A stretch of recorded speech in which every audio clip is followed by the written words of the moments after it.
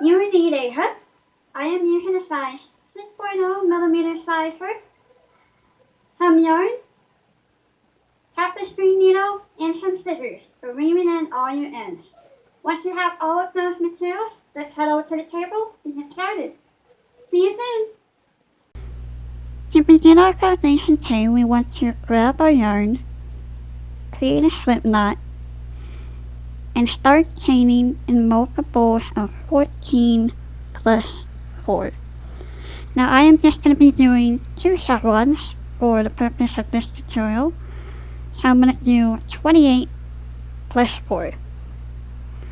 And I will meet you back when I have that amount of chains.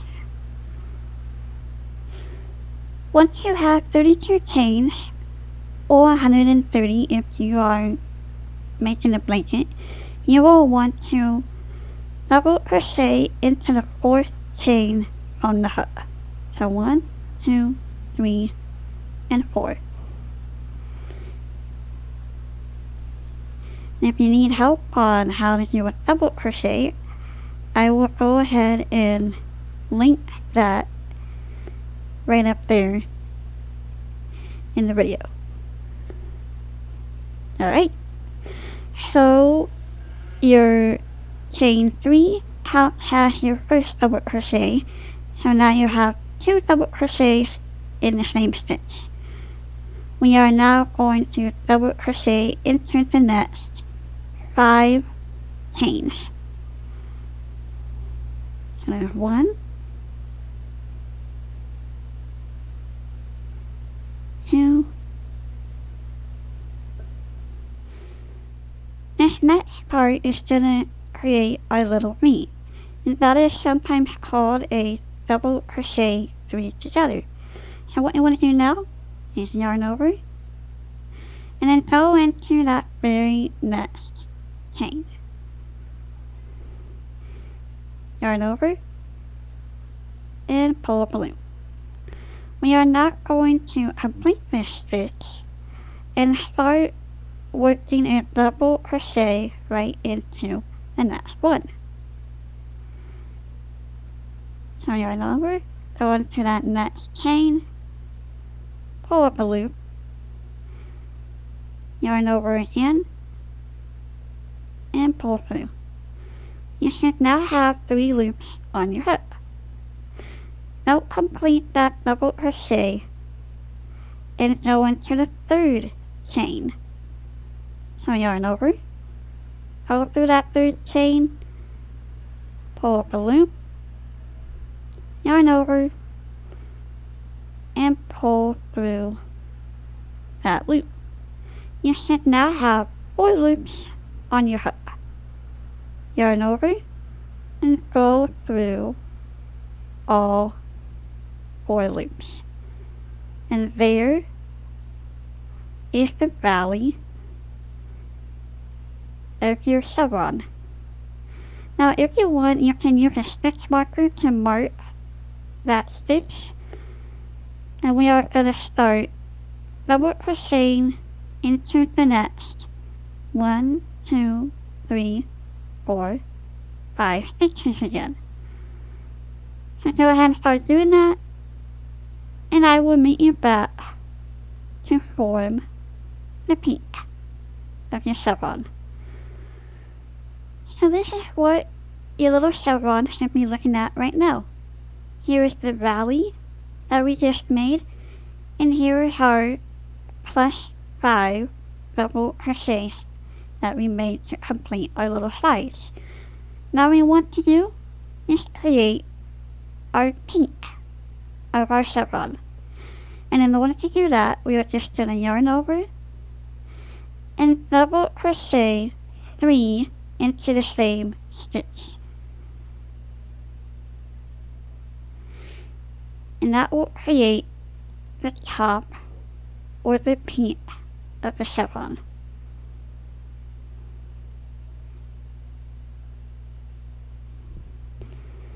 So with this method, there's just no skipping of stitches, and I kind of like the look that this chevron makes a lot better than single crochet or skipping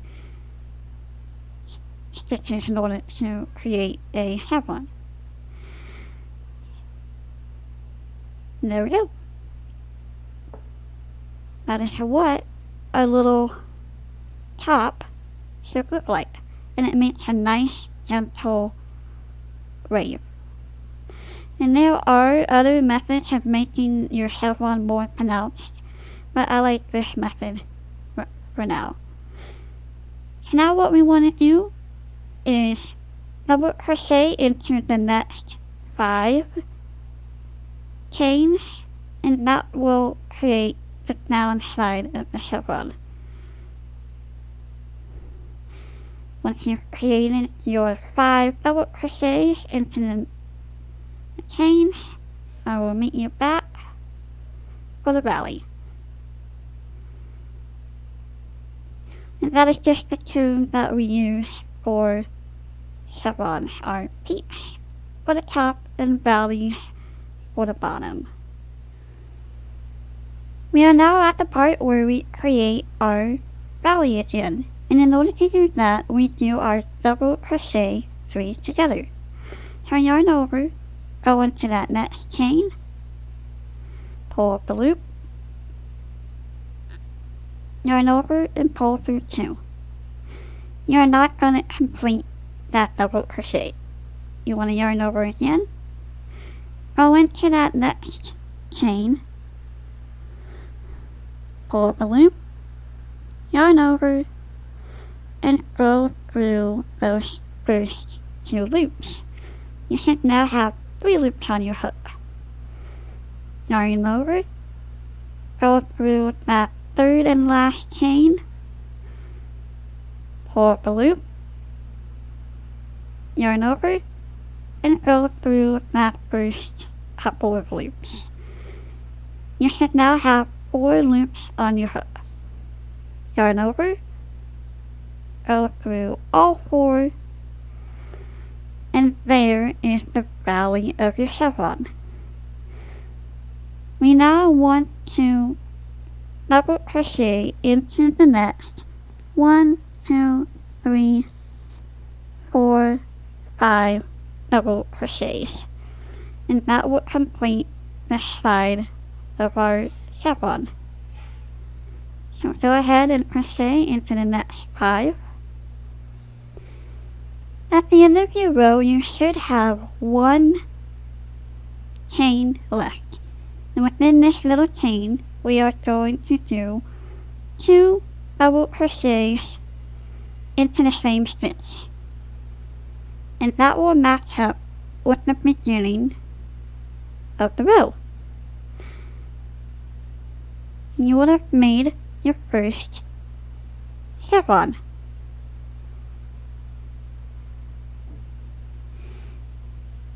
And the chevron pattern was the pattern that I used for making my little niece's blanket.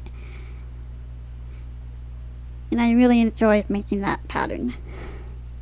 So there we go. That is what your chevron should be looking like. And it's got a nice little wavy sort of pattern going on. And it will become more pronounced as you add on more rows. Row 2 is going to be the pattern that you're going to repeat for the rest of your blanket, or for the rest of the scarf, or for whatever project that you're making with the chevron pattern. And what you want to do to start it is chain 3.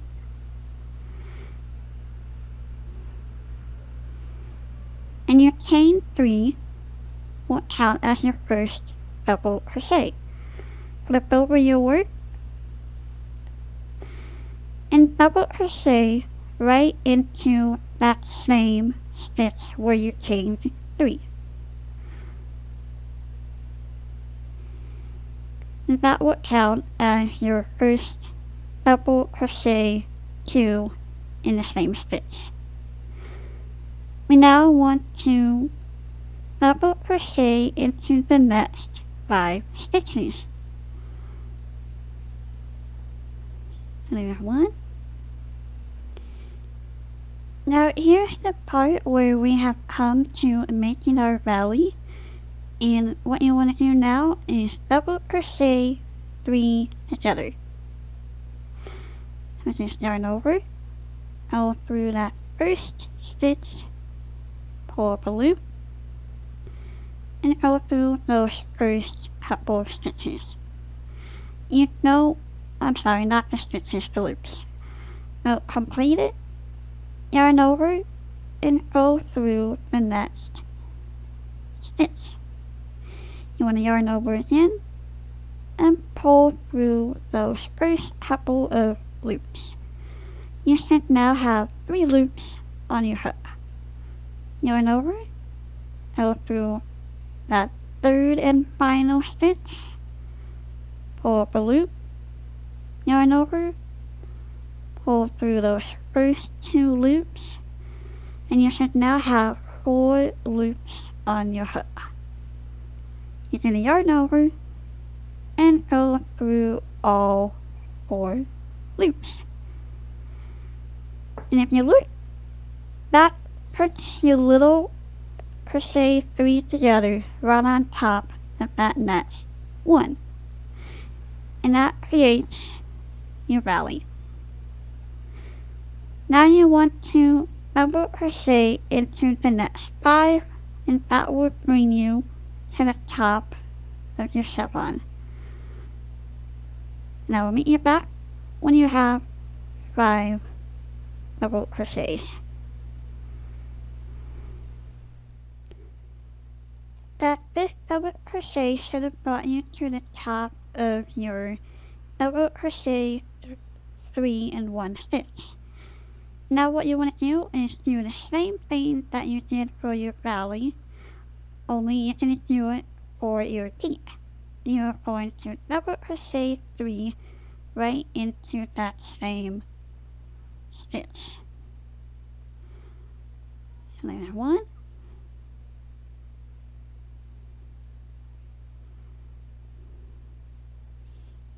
2,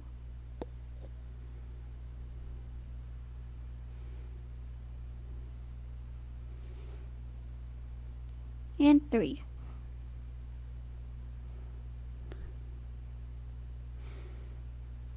You're now going to double crochet into the next 5 stitches, and I will bring us to our second valley.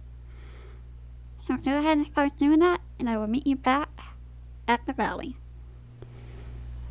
Once again, to create our valley, we are going to do double crochet 3 together. And just remember, you want to yarn over, go through that first stitch, yarn over, pull up 2 loops, yarn over, go through the next one,